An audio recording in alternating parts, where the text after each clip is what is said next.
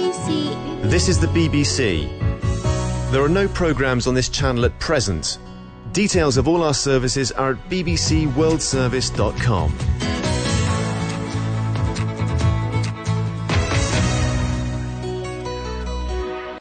BBC Bangla এখন সন্ধ্যা 7:30। একটু পরেই শুনবেন সর্বশেষ বিশ্ব সংবাদ। আপনারা বিবিসি শুনছেন ঢাকায় FM 100, সিলেটে 88.8, রংপুরে 88.8। আপনারা যেখানে আছেন বিবিসি আপনার সাথেই আছে।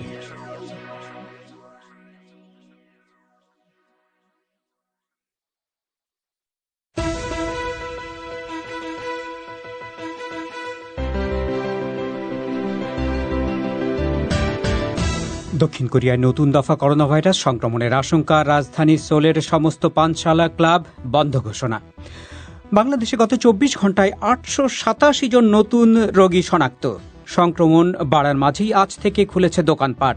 একজন ক্রেতা, মার্কেটে আসলে তুলনামূলক আপনারা তো জানেনই যে ঢাকা শহর খালি হয়ে গেছে কম বেশি, মানুষজন সবাই হচ্ছে গ্রাম সাইডে চলে গেছে বা এসছেও কম বেশি, কিন্তু ওইভাবে সবসময় ঈদের বাজারে যেমন থাকে, রমজানের সময় যেমন থাকে, অন মানুষজন আসলে ছিল না।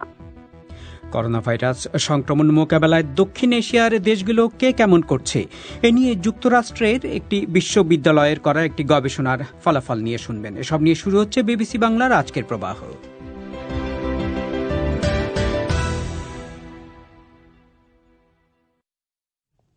রেডিওর পাশাপাশি আপনারা লাইভ এই অনুষ্ঠান শুনতে পাচ্ছেন আমাদের ওয়েবসাইটের ঠিকানা www.bbcbangla.com। আজকের প্রবাহে আপনাদের স্বাগত জানাচ্ছি শাকিল আনোয়ার।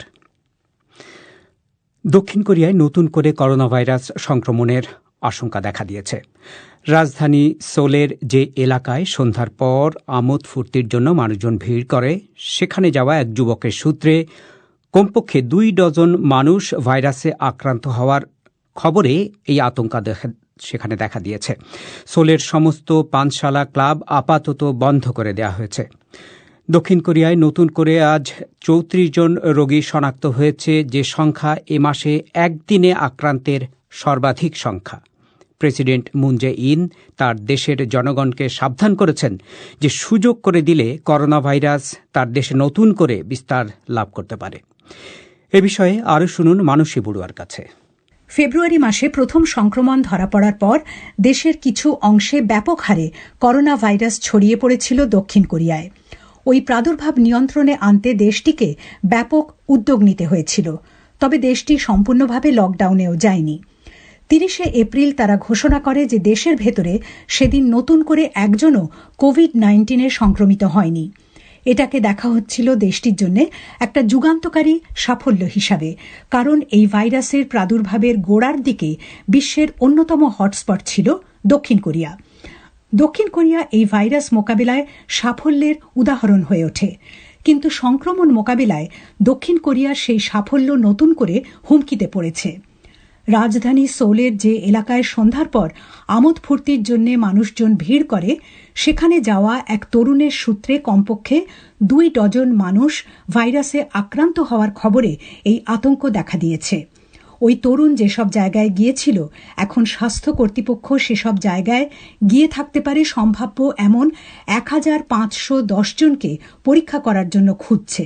이번 유흥시설 집단 감염은 비록 안정화 단계라고 하더라도 প্রেসিডেন্ট মুন বলছিলেন, বিনোদনের জায়গাগুলো থেকে সংক্রমণ ছড়ানোর ঘটনা প্রমাণ করে যে সহনীয় এবং স্থিতিশীল পরিস্থিতির ভেতরেই বদ্ধ জায়গায় বেশি লোক জড়ো হলে যে কোনো সময় যে কোনো জায়গায় নতুন করে সংক্রমণ ছড়িয়ে পড়তে পারে।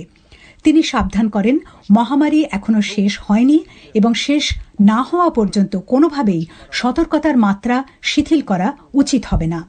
সোলের সমস্ত পানশালা ক্লাব আপাতত বন্ধ করে দেওয়া হয়েছে।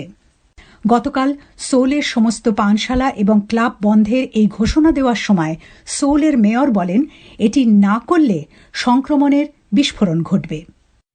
মানসী বড়ুয়া। ওদিকে করোনা ভাইরাসের প্রাদুর্ভাবের মধ্যেই আজ থেকে বাংলাদেশের দোকানপাট, বিপণী, বিতানগুলো খুলে দেওয়া হয়েছে। এমন দিনে এসব দোকানপাট খুলল যেদিন বাংলাদেশে গত ২৪ ঘণ্টায় ৮৮৭ জন কোভিড-19 রোগী নতুন করে শনাক্ত করা হয়েছে। একদিনে রোগী শনাক্তের হিসেবে এটাই সর্বোচ্চ সংখ্যা। সরকারের পক্ষ থেকে বলা হয়েছে ব্যবসায়ীরা চাইলে মার্কেট খোলা রাখতে পারবেন, তবে তাদেরকে শর্ত দেওয়া হয়েছে যে যথাযথ স্বাস্থ্যবিধি মেনে তাদেরকে কেনাবেচা করতে হবে। কিন্তু এই বিপণী বিতানগুলো কিভাবে সামাজিক দূরত্ব নিশ্চিত করছে, স্বাস্থ্যবিধি মেনে চলছে এবং সেটা মনিটরিং কিভাবে করা হচ্ছে সরকারের পক্ষ থেকে, জানার চেষ্টা করেছেন আমাদের সংবাদদাতা সঞ্জনা চৌধুরী। আজ থেকে বিপণী বিতান ও দোকানপাট খুলে দেওয়া হচ্ছে এমন খবর পেয়েই বাসার পাশের একটি দোকানে প্রয়োজনীয় কেনাকাটা করতে যান উত্তরার বাসিন্দা তৈয়বা খান।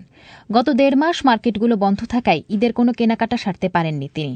তবে অন্যান্য বছরের রমজানে মার্কেটে দীর্ঘ সময় ঘুরে ঘুরে কেনাকাটা করলেও করোনা ভাইরাসের ঝুঁকি থাকায় আজ চটজলদি নিজের কাজ ছেড়ে বাড়ি ফেরেন তিনি। আসলে বেরিয়েছিলাম আমি একটু গজ কাপড় কিনবো বলে। তো আমি যেহেতু টুকটাক সেলাই টেলাই কাজ পারি, এই জন্য ভেবেছিলাম নিজের ড্রেসটা নিজে বানিয়ে ফেলবো। তো ওই জন্য আমি বড় মার্কেটে যাইনি, যেখানে গেলে অনেক ভিড় থাকতে পারে। আমি তো খোলা মার্কেট আছে, ওখানে গিয়েছিলাম একটু গজ কাপড় নিয়ে আসতে। আমি প্রোটেকশন নিয়ে বেরিয়েছিলাম, আমি গ্লাভস পরেছিলাম, মাস্ক পরেছিলাম, গিয়ে কিনে নিয়ে চলে এসেছি আমার বাসার কাছেই। গত মঙ্গলবার মন্ত্রিপরিষদ বিভাগ ও বাণিজ্য মন্ত্রণালয় থেকে জানানো হয় যে আজ থেকে ব্যবসায়ীরা চাইলে বিকেল ৪টা পর্যন্ত শপিং মল ও দোকানপাট খোলা রাখতে পারবেন। ক্রেতাদের বলা হয়েছে তাদের এলাকার সবচেয়ে কাছাকাছি থাকা দোকানগুলোয় কেনাকাটা করতে, তবে শর্ত একটাই, স্বাস্থ্যবিধি মানতে হবে, অর্থাৎ প্রতিটি বিপণী বিতান ও দোকানে হাত পরিষ্কার ও সামাজিক দূরত্ব বজায় রাখা নিশ্চিত করতে হবে। তবে ঢাকাসহ দেশের ৮টি বিভাগের শহরে যে কয়টি বিপণী বিতান ও দোকানপাট খোলা রাখা হয়েছে সেখানে কাউকেই সেভাবে এই স্বাস্থ্যবিধিগুলো মেনে চলতে দেখা যায়নি। কর্মী ও গ্রাহকরা মাস্ক পরলেও সামাজিক দূরত্ব বলে কিছু ছিল না। নানা অভিযোগ সত্ত্বেও ব্যবসায়ীরা যে ক্ষতির মুখে রয়েছেন সেটা পুষিয়ে নিতে মার্কেটগুলো খোলা রাখার কথা জানিয়েছেন ঢাকার মিরপুরের একটি বিপণী বিতানের সুপারভাইজার রুহেল আহমেদ। এবং আমাদের এখানে প্রত্যেকটা শোরুমে মিনিমাম 100 জন 50 জন সেলসম্যান আছে, যাদের 2 মাসের বেতন প্রায় বকেয়া থাকছে, বেতনগুলো পাওয়া হচ্ছে না। মানে কম বললেও চলবে না আর বেশি বললেও চলবে না, মোটামুটি আর আমাদের দোকানদাররা যারা আছে, দোকান মালিকগণ বা আমাদের মার্কেট মালিকগণ, ওরা একমাত্র শোরুমগুলো খোলা হলো যে কিছু যদিও বেচাকিনি হয় স্বাস্থ্যসম্মত সবকিছু মেনে কমপক্ষে স্টাফের বেতনগুলো আদায় করে দেওয়া যাবে, এটাই। এর চেয়ে আর বড় কিছু পাওয়া নাই যে এই সময় বিজনেস করে যে অনেক অট্টালিকার মালিক হবে এরকম কারো কোনো মনমানসিকতা নাই। তবে সামাজিক দূরত্ব বজায় রাখা নিশ্চিত করতে ভিন্ন ধরনের পদক্ষেপ নিতে দেখা গেছে কেনাকাটার জন্য সবচেয়ে জনপ্রিয় প্রতিষ্ঠান আড়ংকে। আজ তারা তাদের 21টি আউটলেটের মধ্যে 14টি আউটলেট খুলেছে। তবে এই আউটলেটগুলোতে এখন কেউ চাইলেই কেনাকাটার জন্য ঢুকতে পারবেন না, এজন্য আগে অনলাইনে নিজেদের নাম নিবন্ধন করে নিতে হবে। এছাড়া শোরুমের ভেতরেও গ্রাহকদের সুরক্ষায় বিশেষ ব্যবস্থা নিতে দেখা গেছে। পাশাপাশি কর্মীদের সুরক্ষা নিশ্চিত করার কথাও জানিয়েছেন প্রতিষ্ঠানটির প্রধান পরিচালনা কর্মকর্তা আশরাফুল আলম। আমাদের সম্মানিত আড়ং.com-এ গিয়ে তাদের প্রথম আউটলেট, তাদের পছন্দ মতো তারিখ এবং একটা টাইম স্লটে বুকিং নিতে পারবে। এরপরে কাস্টমার আমাদের আড়ং আসছেন, প্রথমে তাদেরকে এই বুকিং এর একটি SMS দেখাতে হবে, পরিচয় পত্র তাদেরকে দেখাতে হবে। এরপর আমরা তাদের হ্যান্ড স্যানিটাইজ করছি বাধ্যতামূলক ভাবে এবং প্রত্যেকটা ক্রেতাকে বাধ্যতামূলক ভাবে মাস্ক ব্যবহার করা আমরা নিশ্চিত করছি। থার্মাল টেম্পারেচার মেশিন দিয়ে আমাদের কাস্টমারদের টেম্পারেচার মাপছি। আমরা 10 বছরের কম বয়সে কোনো ক্রেতাকে আরো আউটলেটে প্রবেশ করতে দিচ্ছি না। করোনা ভাইরাসের প্রাদুর্ভাবের সময়ে অর্থনীতি সচল রাখতে দোকানপাট খোলার এই সিদ্ধান্ত নেওয়া হয়েছে বলে সরকারের পক্ষ থেকে জানানো হয়। তবে কেন্দ্রীয়ভাবে কেউ এই স্বাস্থ্যবিধি মেনে চলার বিষয়টি তদারকি করছে কিনা সেটা নিশ্চিত হওয়া যায়নি। তবে বাংলাদেশে যে মুহূর্তে করোনা ভাইরাসে আক্রান্ত রোগীর সংখ্যা ক্রমশ বাড়ছে, সেখানে সরকারের এই শিথিলতা নিয়ে ব্যাপক সমালোচনা হয়েছে। সঞ্জনা চৌধুরী, ঢাকা থেকে। তার রিপোর্টে শুনছিলেন যে বাংলাদেশে আজ থেকে শর্ত সাপেক্ষে দোকানপাট খোলার অনুমতি দেওয়া হয়েছে এবং দোকানপাট খুলেছ অনেক জায়গায়। এমন দিনে এই দোকানপাটগুলো খুলল যেদিন দেশে গত 24 ঘণ্টায় নতুন করে 887 জন কোভিড-19 রোগী শনাক্ত করা হয়েছে। বাংলাদেশে এখন পর্যন্ত একদিনে রোগী শনাক্তের সর্বোচ্চ সংখ্যা এটি। ঢাকা থেকে এখন সরাসরি আমার সাথে টেলিফোনে যোগ দিচ্ছেন বাংলাদেশের শীর্ষ ভাইরোলজিস্ট অধ্যাপক নজরুল ইসলাম। মিস্টার ইসলাম, আপনাকে অসংখ্য ধন্যবাদ আপনার সময়ের জন্য। প্রথম কথা, আপনি শুনেছেন যে ঢাকা, আপনি জানেনও এবং একটু আগে আমাদের রিপোর্টও শুনেছেন যে বাংলাদেশের দোকানপাট খুলেছে এবং সেগুলো কিভাবে চলছে। সবাই খোলেনি, কিন্তু অনেকেই খুলেছেন। তো বাংলাদেশের এই সিদ্ধান্তকে আপনি কিভাবে দেখছেন, যেদিন সবচেয়ে বেশি কোভিড-19 রোগী শনাক্ত হয়েছে বলে বলা হয়েছে? ধন্যবাদ। আমি সাউথ কোরিয়ার সেই প্রতিবেদনটা শুনলাম, আমাদের বাংলাদেশি একজন ভদ্রমহিলার কথাও শুনলাম। আমাদের কথা হয়েছে যে গত 28শে এপ্রিল আমাদের খুলে দেওয়া হয়েছে, গার্মেন্টস ইন্ডাস্ট্রি খুলে দেওয়া হয়েছে এবং গার্মেন্টস ইন্ডাস্ট্রিতে বেশ উল্লেখযোগ্য সংখ্যক মেয়েরা সব কাজ করে। তবে তাদেরকে স্বাস্থ্য ব্যবস্থা মেনেই খুলে দেওয়ার কথা ছিল, কিন্তু দেখা গেছে যে তারা স্বাস্থ্য ব্যবস্থা সম্পূর্ণভাবে মানতে পারে নাই। বিশেষ করে ঘরে ঢোকার সময় এবং ঘরে ঢোকার বাইরে, এছাড়া মাস্ক পরা এবং গ্লাভস পরা, আর আরেকটা হলো যে বারবার হাত ধোয়া, এগুলো সব সময় মানতে পারেন নাই। আমাদের ধারণা ছিল যে 28 তারিখে যদি এটা খুলে দেওয়া যায়, তো এক কোয়ারেন্টাইন পিরিয়ড 14 দিন পরে, তার মানে 42 তারিখ মানে 12 তারিখ আর কি, 10-12 তারিখের দিকে আমাদের এই এখানকার সার্ভেলেন্স রিপোর্টে আমরা একটা রাইজ দেখতে পাবো, পজিটিভিটির রাইজ। আমরা কয়েকদিন ধরে 600-700 বা 700-র উপরেও একদিন গেছে, আমরা এরকম পেয়েছি প্রতিদিনের সেই পজিটিভ স্যাম্পলে। এবং আজকে দেখলাম 887 জন গত 24 ঘন্টায়, 887 জন আজকের ফিগার। 887 জন আজকে পজিটিভ হয়েছে। তো এটা যদি আমাদের গার্মেন্টস ইন্ডাস্ট্রি খোলার সঙ্গে সম্পৃক্ত করে আমরা চিন্তা করি, আমরা করতে পারি, তাহলে আমরা সম্ভাব্য কজ সেটাই। এবং এর মধ্যেও কিছু কিছু দোকানও কিন্তু খুলে দেওয়া হয়েছে ঢাকাতে। দোকান খুলেছে, আপনাকে সেটাই জিজ্ঞেস করছি যে আজকে থেকে অনেক দোকান খুলে দেওয়া হয়েছে, সেটা সম্পর্কে আপনার কোনো উদ্বেগ আছে নাকি? সেটার সঙ্গে না আমার যথেষ্ট উদ্বেগ আছে। এখানে স্বাস্থ্যবিধি প্রপারলি মানা হচ্ছে না বা সম্ভবও না, কারণ আমাদের দেশের মানুষের আচার ব্যবহার এমন যে তারা সব সময় এটা সবাই মানে চলে না, বেশ কিছু মানুষ এটা অমান্য করে। আর এখন যদি আমরা দেখি পরপর আজকে 887 জন হয়েছে, এরপরে যদি আরো বাড়তেই থাকে, তাহলে আমরা এই ভাবটাকে সম্পৃক্ত করতে পারবো আমাদের গার্মেন্টস ইন্ডাস্ট্রি খোলার সঙ্গে এবং আমাদের দোকানপাট খুলে দেওয়ার সঙ্গে। সেজন্য আমরা মনে করছি যে এই সময় যে সিদ্ধান্ত নেওয়া হয়েছে সরকারের, সেই সিদ্ধান্তটা আমাদের দেশের জন্য একটা ঝুঁকিপূর্ণ সিদ্ধান্ত। কিন্তু এখন প্রফেসর ইসলাম, একই সাথে তো এটাও ঠিক যে মানুষজন অস্থির হয়ে পড়েছেন, অর্থনীতি একদম স্থবির হয়ে গেছে, সামনে ঈদ, প্রচুর মানুষজন এসব দোকানপাটে কাজ করেন, তাদের কিছু পয়সা কড়ি দরকার ঈদের সময়। তো এই বাস্তবতাগুলোও তো মেনে নিতে হবে নাকি, যেটা সারা পৃথিবীতেই দেখা যাচ্ছে? এই বাস্তবতাটা মেনে নিতে হবে, এটা মানা আমাদের উচিত বটে। কিন্তু জিনিসটা হয়েছে যে বাস্তবতা মানলেও স্বাস্থ্য ব্যবস্থা মেনে চলে যদি বাস্তবতাটাকে মেনে নেওয়া যেত তাহলে সুবিধা হতো। আমাদের দেশে এই জিনিসটারই অসুবিধা যে আমরা আমাদের ইকোনমিক অসুবিধার কথাটা ভালো করে আমরা ফিল করি এবং ফিল করা উচিত, এটা বিরাট একটা দিক জীবনের। কিন্তু তার সঙ্গে যে স্বাস্থ্যবিধি মেনে চলাটা, সেই জিনিসটা আমরা মানতে পারি না। আমাদের দেশের জনসাধারণ এই একটা অসুবিধা। অধ্যাপক ইসলাম, সরকারের পক্ষ থেকে বলা হয়েছে যে এই দোকানপাট খুলতে পারেন, কিন্তু দোকানগুলোকে স্বাস্থ্যবিধি মেনে চলতে হবে। যদিও খুব পরিষ্কার নয় যে স্বাস্থ্যবিধি শব্দটা খুবই অপরিষ্কার একটি ধারণা আর কি। আপনার কাছে কি মনে হয় যে এই স্বাস্থ্যবিধি বাংলাদেশের বাস্তবতায় সঠিক এই দোকানদাররা মেনে চলতে পারবেন, ক্রেতারা সেটা মানবেন এবং সরকার সেটাকে মনিটর করতে পারবে, সেটা যেন মানা হয় সেটা নিশ্চিত করতে পারবে? এই স্বাস্থ্যবিধি কথাটা খুব প্রপারলি স্পেসিফাই করা হয় নাই যে স্বাস্থ্যবিধিটা কি। তবে সাধারণ মানুষ এখন জেনে গেছে যে স্বাস্থ্যবিধিটা কি। মাস্ক পরা, তারপরে গ্লাভস পরা, হাত ধোয়া, চোখে মুখে হাত না দেওয়া, একটা ডিস্টেন্স মেনটেন করা, এগুলো মানুষ এখন মোটামুটি শিখে গেছে। কিন্তু আমাদের পপুলেশনের একটা মজা হচ্ছে যে পপুলেশন একটা বিরাট অংশ কোনো কিছু মানতে চায় না। এখন যে দোকানে বড় বড় বিপণী বিতানে এইসব কি মেনে চলবে, আর সরকার এটাকে দেখতে পারবে, সুপারভাইজ করতে পারবে বলে আমি সন্দেহ পোষণ করি। হয়তো সরকার পরে এরপরে 2-1 দিন পরে আর কি সিদ্ধান্ত নেয় সেটাও দেখার বিষয়। সরকার কিন্তু মানুষের ইকোনমিক কন্ডিশনের কথা ভেবেই এই সিদ্ধান্তটা দিয়েছে এবং সেটা মানুষের সাহায্যের জন্যই।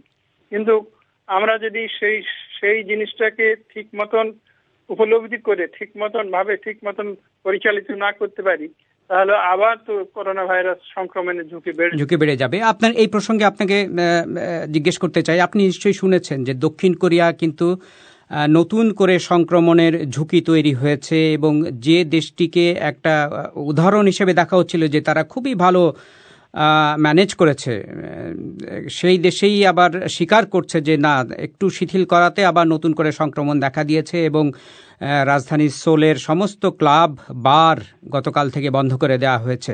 এটা কত বড় উদ্বেগের খবর। এবং একই সাথে জার্মানি থেকেও আমরা যেটা খবর পাচ্ছি আজকে, যে জার্মানিতেও সংক্রমণ বাড়তে শুরু করেছে, এরকম ইঙ্গিত পাওয়া যাচ্ছে শিথিল করার সাথে সাথে। দক্ষিণ কোরিয়া একটা সারা পৃথিবীর মধ্যে একটা এক্সাম্পল সৃষ্টি করেছিল করোনা ভাইরাস কন্টেইনমেন্টের জন্য, করোনা ভাইরাস কন্ট্রোলের জন্য। কিন্তু সেই দক্ষিণ কোরিয়াতে আবার এই যে আপনি বললেন যে পানশালাগুলো খুলে দেওয়ার জন্য, এবং সেখানে মানুষ খুলে দিয়েছিল, তারা আবার বন্ধ করে দিয়েছে আবার নতুন করে। কিন্তু হ্যাঁ, তারা আবার বন্ধ করেছে। অর্থাৎ দক্ষিণ কোরিয়া অত্যন্ত এফিশিয়েন্ট এসব কন্ট্রোলে, এটা আমরা আগে দেখেছি। এবং এরা যে পরবর্তী সিদ্ধান্ত নিয়েছে, এটাও তাদের এফিসিয়েন্সির একটা উদাহরণ। আমাদের দেশেও এই জিনিসটা সরকার করেছে। এখন সরকার হয়তো দেখবে, সরকার অত্যন্ত সেন্সিটিভ যে মানুষজনের একটু ইকোনমিক কন্ডিশন ভালো হোক, এটা চাচ্ছে সরকার। কিন্তু সেই হিসাবেই কিছু কিছু জিনিস খুলে দিয়েছে এবং স্বাস্থ্যবিধি মেনে যেটাকে খুলে দেওয়ার কথা সেটাই সরকারের নির্দেশে আছে। কিন্তু জনসাধারণ সেটা যদি ঠিকমতো না পালন করে, যেরকম আমাদের লকডাউন বলেছে ঠিকই, কিন্তু লকডাউন তো মেনটেন করতে পারছিল না আমরা। মোহাম্মদপুরে ইত্যাদি বিভিন্ন রাস্তায় যত লোকজন চলাচল করছে, সেটা তো লকডাউনের এক্সাম্পল না। তো সেই জন্য আমাদের দেশে সরকারের নির্দেশ না মানার জন্যই হয়তো আমরা বিরাট একটা ঝুঁকির মধ্যে পড়ে যাব। আপনাকে অসংখ্য ধন্যবাদ। আমি কথা বলছিলাম বাংলাদেশের শীর্ষ ভাইরোলজিস্ট অধ্যাপক নজরুল ইসলামের সাথে। এবারে সংক্ষিপ্ত বিশ্ব সংবাদ মিজানুর রহমান খানের কাছে। ভারতীয় গণমাধ্যমের খবরে বলা হচ্ছে, উত্তর পূর্বাঞ্চলীয় রাজ্য সিকিমের সীমান্তে ভারতীয় এবং চীনা সৈন্যদের মধ্যে সামনাসামনি এক ঘটনায় উত্তেজনা তৈরি হয়েছিল। একজন সেনা কর্মকর্তা বলেছেন, এ ঘটনার সময় 4 জন ভারতীয় এবং 7 জন চীনা সৈনিক হাতাহাতি ও ঘুষোঘুষিতে আহত হয়েছেন। দুই পক্ষের অধিনায়কদের মধ্যে এই বৈঠকের পর সেখানে উত্তেজনা প্রশমিত হয়। চীনাদের তরফ থেকে এ ঘটনার ব্যাপারে কোনো মন্তব্য করা হয়নি। ইরান বলছে তারা কোনো পূর্বশর্ত ছাড়াই যুক্তরাষ্ট্রের সঙ্গে বন্দি বিনিময়ে রাজি। একজন ইরানি সরকারি মুখপাত্র বলেন, যুক্তরাষ্ট্র তার ভাষায় মানুষের জীবনকে রাজনীতির ঊর্ধ্বে স্থান দেবে বলে তারা আশা করেন। ইরান এবং যুক্তরাষ্ট্রের মধ্যে বৈরিতা চলছে বহু দশক ধরে। তবে গত বছর দুই দেশ খুব গুরুত্বপূর্ণ 2 বন্দীকে বিনিময় করেছিল। করোনা ভাইরাস মহামারীর কারণে ইরান প্রায় 1 লাখের বেশি বন্দীকে কারাগার থেকে ছেড়ে দিয়েছে। নাইজেরিয়ার দুর্নীতি বিরোধী এক সংস্থা স্কুল বন্ধ থাকার সময় লাখ লাখ ছাত্রছাত্রীকে খাবার সরবরাহের পরিকল্পনার সব সরকারি চুক্তি প্রকাশ করার দাবি জানিয়েছে। করোনা ভাইরাসের কারণে নাইজেরিয়ার স্কুল বন্ধ। Socio economic rights and accountability project বা সেরাপ বলছে, এই প্রকল্প দুর্নীতিতে ডুবে যেতে পারে বলে তারা আশঙ্কা করছে। কুয়েতে আজ থেকে এক কারফিউ জারি করা হচ্ছে, যা এ মাসের শেষ পর্যন্ত চলবে। কুয়েতের তথ্য মন্ত্রণালয় শুক্রবার এই ঘোষণা দিয়েছিল। তখন তারা লকডাউনকে পূর্ণাঙ্গ কারফিউ বলে জানিয়েছিল। এই ঘোষণার পরপরই কুয়েতিরা জিনিসপত্র কেনার জন্য দোকানে ভিড় করে। কারফিউর সময় লোকজন 2 ঘন্টা ব্যায়াম করতে পারবে, তবে গাড়ি চালাতে পারবে না। সুইজারল্যান্ডের কেন্দ্রীয় ব্যাংক বলছে করোনা ভাইরাসের কারণে দেশটির ক্ষতির পরিমাণ $1700 কোটি এবং দেশটির জাতীয় উৎপাদন 5 ভাগ কমে গেছে। ব্যাংকের প্রধান টমাস জর্ডন বলেছেন, অর্থনৈতিক ক্ষতি সামলাতে অর্থের যোগান দিতে গিয়ে দেশটিকে এই অর্থবছরে বাজেট ঘাটতির মুখে পড়তে হবে। সিরিয়ার সংঘাত পর্যবেক্ষণকারীরা বলছেন, দেশটির উত্তর পশ্চিমে সরকারি বাহিনী ও মিলিশিয়াদের মধ্যে সর্বসাম্প্রতিক লড়াইয়ে অন্তত 22 জন যোদ্ধা মারা গেছে। ইদলিবের পশ্চিমে সরকার সমর্থক যোদ্ধাদের নিয়ন্ত্রণাধীন অবস্থানের উপর বিদ্রোহীরা ভোরবেলায় হামলা চালালে এই সংঘর্ষ শুরু হয়। তারা বলছেন, 2 মাস আগে ইদলিবে যুদ্ধবিরতি বলবৎ হবার পর এটাই সবচেয়ে বেশি যোদ্ধার নিহত হবার ঘটনা। মিজান, ধন্যবাদ। আপনারা শুনছেন বিবিসি বাংলার সন্ধেবেলার অধিবেশন প্রবাহ। দক্ষিণ এশিয়ার 4টি বড় দেশ কতটা সফলভাবে কোভিড-19 মোকাবেলা করছে তার এক তুলনামূলক গবেষণায় দেখা যাচ্ছে, এক্ষেত্রে শ্রীলঙ্কার পারফরমেন্স সবচেয়ে ভালো আর ভারতের সবচেয়ে খারাপ। প্রায় ভারতের মতোই শোচনীয় অবস্থা পাকিস্তানেরও, আর বাংলাদেশের অবস্থা তুলনায় একটু ভালো। এই গবেষণাটি করেছেন ইউনিভার্সিটি অব ম্যাসাচুসেটস আমহার্স্টের 2 জন ভারতীয় অধ্যাপক দীপঙ্কর বসু এবং প্রিয়ঙ্কা শ্রীবাস্তব। তারা জানাচ্ছেন, দৈনিক রোগীর সংখ্যা বৃদ্ধি কিংবা মৃত্যুর হার সব দিক থেকেই ভারতের অবস্থা দক্ষিণ এশিয়ার দেশগুলোর মধ্যে সবচেয়ে খারাপ। দিল্লি থেকে বিস্তারিত জানাচ্ছেন শুভজ্যোতি ঘোষ। করোনা ভাইরাস মোকাবিলায় ভারতের সাফল্যের ছবি তুলে ধরতে এদেশের সরকার প্রতিনিয়ত তুলনা টানছেন আমেরিকা বা ইউরোপের দেশগুলোর সঙ্গে। যদিও গবেষক প্রিয়াঙ্কা শ্রীবাস্তব ও দীপঙ্কর বসুর মতে নানা কারণে সেই তুলনাটা সঙ্গত নয়, বরং ভারতের সঠিক তুলনা হতে পারে দক্ষিণ এশিয়ারই অন্য দেশগুলোর পরিস্থিতির সঙ্গে। আর সেখানে দেখা যাচ্ছে মোটামুটি সব সূচকেই শুধু ভারত নয়, অন্য সব দেশের চেয়ে অনেকটা এগিয়ে আছে Sri Lanka. It was on the 26th of January where the task force was formed, and thereafter the first patient was found on the 11th of March. শ্রীলঙ্কাতে কোভিড মোকাবেলায় গুরুত্বপূর্ণ দায়িত্বে আছেন সেনা commander lieutenant general Shavendra Silva. তিনি জানাচ্ছেন, যদিও আমাদের প্রথম রোগী শনাক্ত হয় মার্চের 11 তারিখে, আমরা কিন্তু কোভিড টাস্ক ফোর্স গড়ে তুলেছিলাম জানুয়ারির 26-এই। উহান থেকে তখনই আমরা 34 জন ছাত্রকে বিশেষ বিমানে ফিরিয়ে আনি। তাদের জন্য কোয়ারেন্টাইন সেন্টার তৈরি করে আর্মি। এখন আমাদের দেশের 3/4 এলাকা লকডাউনের বাইরে, সেখানে সবকিছুই স্বাভাবিকভাবে চলছে। আমরা দেশবাসীকে সামাজিক দূরত্ব বজায় রাখার গুরুত্ব বোঝাতে পেরেছি, বেস্ট প্র্যাকটিস অফ মেডিসিন বোঝাতে পেরেছি। To convince the people of our country about the social distancing, the best practices of medicine. শ্রীলঙ্কায় শিক্ষার হার খুবই বেশি। সেটা যদি মানুষকে বোঝানোর ক্ষেত্রে দারুণ কাজে এসে থাকে, তাহলে আবার সেই একই কারণে ভুগতে হয়েছে পাকিস্তানকে। ইসলামাবাদে পাকিস্তান ইনস্টিটিউট অফ মেডিকেল সায়েন্সের doctor Nasima Akhtar. Most of the rural areas and in the places which are very much crowded, and the literacy rate is not that high. We need to convince them. So I feel that there is a lot more to do in the coming days. Doctor Akhtar বলছিলেন, গ্রামীণ এলাকায় কিংবা শহরেরও ঘিঞ্জি এলাকায় যেখানে সাক্ষরতার হার কম, সেখানে মানুষকে বোঝাতে আমাদের যথেষ্ট বেগ পেতে হয়েছে। অনেক জায়গায় আমরা যে ব্যর্থ হয়েছি তাতেও সন্দেহ নেই। এই যেমন রোজার পবিত্র মাসেও সবাই মসজিদে নামাজ পড়তে যেতে চাইছেন, আমরা আটকাতে পারছি না অনেক ক্ষেত্রেই। Everybody wants to go to the mosques, and it's a very sacred month for all of us. মার্কিন বিশ্ববিদ্যালয়ের গবেষকরা দেখেছেন, দক্ষিণ এশিয়ার 4টি দেশ তাদের 50তম রোগী রিপোর্ট করার পর পরবর্তী 40 দিনে কিভাবে সেই দেশগুলোতে সংক্রমণ ছড়িয়েছে। এখানেও সেরা পারফরমার শ্রীলঙ্কা। তাদের মোট রোগী শুধু ভারত পাকিস্তানের চেয়ে অনেক গুণ কম নয়, দৈনিক বৃদ্ধির হারও গত বেশ কিছুদিন ধরে কমছে।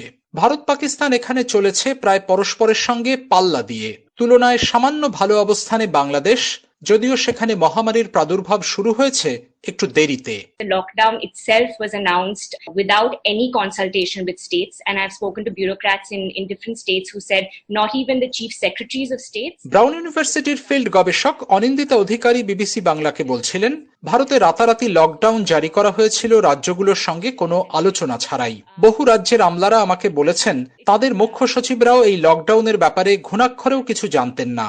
স্বাস্থ্যগত দিক থেকে লকডাউন হয়তো জরুরি ছিল, ছোট একটা দেশে সেই ফর্মুলা হয়তো খেটেওছে, কিন্তু যেভাবে কোনো সমন্বয় ছাড়া ভারতে কেন্দ্রীয়ভাবে এটা চাপিয়ে দেওয়া হয়েছিল, সেটা ছিল নিশ্চিতভাবেই একটা বিপর্যয়ের recipe. It was a disaster for what was going to ensue. দক্ষিণ এশিয়ার কোন দেশে কোভিড কতটা প্রাণঘাতী চেহারা নিয়েছে দীপঙ্কর বসু ও প্রিয়াঙ্কা শ্রীবাস্তব তাদের গবেষণায় সেটাও দেখিয়েছেন। বাংলাদেশে মৃত্যুর হার শুরুতে সাংঘাতিক বেশি হলেও মাসখানেকের মধ্যে তারা সেটা 2% নিচে নামিয়ে আনে, আর শ্রীলঙ্কায় এখন সেটা মাত্র 1% মতো। ভারত ও পাকিস্তানে কিন্তু মৃত্যুর হার এখনো বেড়েই চলেছে এবং 4টি দেশের মধ্যে ভারতেই এই মুহূর্তে সেই হার সর্বোচ্চ, যা 3.5%-এরও বেশি। শুভজ্যোতি ঘোষ, দিল্লি থেকে। এবারে শোনা যাক বাংলাদেশের সোশ্যাল মিডিয়ায় আজ মানুষ কি কি বিষয় নিয়ে প্রধানত কথা বলছেন। আফরোজা নীলা। ধন্যবাদ শাকিল। সামাজিক মাধ্যমে আলোচিত খবরগুলো নিয়ে হাজির হয়েছি আমি আফরোজা নীলা, সঙ্গে আছেন আমি ফয়সাল তিতুমির। নীলা, আজ করোনা ভাইরাসের পাশাপাশি মা দিবস নিয়ে সামাজিক মাধ্যমে সবাই বেশ সরব বলা যায়। প্রায় সবাই মাকে নিয়ে লিখেছেন, ছবি পোস্ট করে মা দিবসের শুভেচ্ছা জানাচ্ছেন। তবে ক্রিকেটার সাকিব আল হাসান মা দিবস উপলক্ষে যে পোস্ট করেছেন সেটা বেশ শেয়ার হচ্ছে ফেসবুকে। তিনি সকল মায়েদের ত্যাগ আর সন্তানের প্রতি তাদের যত্নের কথা উল্লেখ করে লিখেছেন যে এই করোনা ভাইরাস মহামারীতে মায়েদের বিশেষ যত্ন নেয়া সন্তানের কর্তব্য। বয়স্কদের যে করোনা ভাইরাসে সংক্রমিত হওয়ার সম্ভাবনা অনেক বেশি, তাদের সামাজিক দূরত্ব এবং পরিষ্কার পরিচ্ছন্নতার নিয়মগুলো মেনে চলার কথা মনে করিয়ে দিতে হবে, সেটা উল্লেখ করেন তিনি। এ নিয়ে মারিয়া মারিন মন্তব্য করেছেন, পৃথিবীতে কেউই স্বার্থহীন নয়, প্রতিটি সম্পর্কেই কম বেশি স্বার্থ থাকে, শুধুমাত্র মায়ের ভালোবাসাটাই নিঃস্বার্থ। একজন মাই পারেন সন্তানকে কোনো স্বার্থ ছাড়া ভালোবাসতে। মোহাম্মদ আবদুল্লাহ আল সাকিব লিখেছেন, শুধু একদিন ভালোবাসা যত্ন নিলেই হবে না, প্রতিটি দিন নিতে হবে, কারণ মা হচ্ছে জান্নাত। মুশফিক প্রত্যয়ের মন্তব্য, হাজার মানুষকে নিয়ে হাজারটা চাকচিক্যময় পোস্ট দেয়া হলেও মাকে নিয়ে লিখতে গেলে কেমন যেন খুঁজে পায় না, কি লিখব, মানে এই শুরুর কোনো সংজ্ঞা হয় না। নাহিদুল আলম নাহিদ তিনি লিখছেন, স্কুল জীবনে একটা স্যার আমাদেরকে প্রায়ই বলতেন, পৃথিবীতে যদি কেউ তোমাকে নিঃস্বার্থভাবে ভালোবাসেন সেটা হচ্ছে তোমার মা। পৃথিবীর বুকে একমাত্র যার ভালোবাসায় কোনো ভেজাল নেই তিনিই হচ্ছেন মা। সাকিব আল হাসান ছাড়াও মুশফিকুর রহিম, লিটনদার, সাব্বির রহমানের পোস্টও শেয়ার দিতে দেখা যাচ্ছে। মা দিবসকে ঘিরে দেশ বিদেশের তারকাদের অনেক ধরনের পোস্ট দেখা যাচ্ছে, যেটি ফেসবুকে শেয়ার করেছেন তাদের ভক্তরা। তবে এবারের মা দিবসের অনেক পোস্টের স্ট্যাটাসে কিন্তু করোনা ভাইরাস, লকডাউন বিষয়গুলো উঠে আসছে। এদিকে আরেকটি খবর নিয়েও সামাজিক মাধ্যমে বেশ আলোচনা আছে, সেটি হচ্ছে করোনা কিটের নিজস্ব ক্লিনিক্যাল ট্রায়াল শুরু করেছে গণস্বাস্থ্য কেন্দ্র। কয়েকটি গণমাধ্যমের খবরে বলা হচ্ছে যে গণস্বাস্থ্য কেন্দ্রের কিটের কার্যকারিতা নিরূপণে বিনামূল্যে 200 রোগীর করোনা পরীক্ষা করবে তারা। কেন্দ্রের প্রতিষ্ঠাতা ডাক্তার জাফরুল্লাহ চৌধুরীর বরাত দিয়ে খবরে বলা হচ্ছে যে বয়স্ক যেসব রোগী কোথাও করোনা পরীক্ষা করাতে পারছেন না, অথবা করোনা পরীক্ষায় যাদের একটিতে পজিটিভ ও অন্যটিতে নেগেটিভ এসেছে, এখন তৃতীয় পরীক্ষা কোথাও করাতে না পেরে চিকিৎসা করতে পারছেন না, তাদের পরীক্ষা করা হবে বিনামূল্যে। তবে এটা যে অ্যাপ্রুভড টেস্ট না, সেটাও গণমাধ্যমকে বলেছেন ডাক্তার জাফরুল্লাহ চৌধুরী। তিনি বলেছেন যে বিএসএমএমইউ না বলা পর্যন্ত রোগীদের সে নিশ্চয়তা তারা দেবেন না। গণস্বাস্থ্য কেন্দ্রের কিট নিয়ে শুরু থেকেই ব্যাপক আলোচনা, তর্ক বিতর্ক দেখা যাচ্ছে। ফেসবুকেও এ নিয়ে আলোচনা আছে। মোহাম্মদ মুক্তার হোসেন যেমন লিখেছেন, গণস্বাস্থ্যের কিট নিয়ে এদেশে যা হলো তা দিয়ে স্বল্প দৈর্ঘ্য নয়, পূর্ণ দৈর্ঘ্য সিনেমা বানানো যাবে। হাসিবুল ইসলাম হিমেলের মন্তব্য, দেশের এই আমলাতান্ত্রিক জটিলতা কোনোদিন যাবে না, হয় দেশ থাকুক বা না থাকুক। অন্যদিকে যশোরে পল্লী বিদ্যুতের অনেক গ্রাহক 1.5 থেকে 2 গুণ বেশি বিল নিয়ে বিপাকে পড়েছেন। প্রথম সারির একটি অনলাইনে এই খবরটি এসেছে। ওই গ্রাহকরা অভিযোগ করছেন কর্তৃপক্ষ গড় বিলের নামে অতিরিক্ত বিল ধরিয়ে দিচ্ছে। এই নিয়ে পল্লী বিদ্যুৎ সমিতি থেকে বলা হয়েছে যে করোনা ভাইরাস মহামারীর কারণে বাড়ি বাড়ি গিয়ে মিটার দেখা সম্ভব হয়নি, পরবর্তীতে এটা সমন্বয় করে দেওয়া হবে বলেও তারা জানাচ্ছেন। শাহরিয়ার আহমেদ সোহাগ রাজশাহী থেকে লিখেছেন, শুধু যশোর নয়, সারা বাংলাদেশে একই অবস্থা। 2018 সালের বকেয়া বিলের কাগজ দিয়ে গেছে আমাদের বাসায়। এটাও কি সম্ভব? শুধু তাই না, এবার আমার বাসার বিল এসেছে 4 গুণ বেশি। কামরুল হাসান বাপ্পার মন্তব্য, গত বছরের এপ্রিল মাসের মিটার রিডিং দেখে বিল করা হলো। আমার প্রশ্ন, এই বছরের মার্চ মাসের বিল দেখে করলে কি অসুবিধা? এরপরও যদি গ্রাহকদের কাছ থেকে বিদ্যুৎ বিল পাওনা থাকে, তা পরের মাসে অ্যাডজাস্ট করে দিলে হতো না? এই খবরের নিচে অনেকেই নানা ধরনের অভিযোগ করেছেন। তবে নূর এম খান বলছেন, আবাসিকে লকডাউনে বিদ্যুৎ ব্যবহার অনেক বেশি হয়েছে। তো এই ছিল সামাজিক মাধ্যমের খবরগুলো নিয়ে আমাদের আজকের আপডেট। ধন্যবাদ সঙ্গে থাকার জন্য। আফরোজা নীলা এবং ফয়সাল তিতুমির। শেষ করার আগে খবরের প্রধান অংশগুলো আরেকবার। দক্ষিণ কোরিয়ায় নতুন দফা করোনা ভাইরাস সংক্রমণের আশঙ্কা দেখা দিয়েছে। রাজধানী সোলের সমস্ত পানশালা, ক্লাব শনিবার থেকে বন্ধ ঘোষণা করা হয়েছে। ওদিকে জার্মানিতে লকডাউন শিথিলের পর সংক্রমণ বাড়ছে বলে সরকারি পরিসংখ্যান থেকে ইঙ্গিত পাওয়া যাচ্ছে। বাংলাদেশে গত ২৪ ঘণ্টায় ৮৮৭ জন নতুন রোগী শনাক্ত করা হয়েছে। করোনা সংক্রমণ বাড়ার মাঝেই আজ থেকে বাংলাদেশে খুলেছে দোকান। আমাদের পরবর্তী অধিবেশন আজই বাংলাদেশে রাত 10:30, ভারতে 10টায় শুনবেন আশা করে। আমি শাকিল আনোয়ার এখনকার মতো এখানেই বিদায় চাইছি।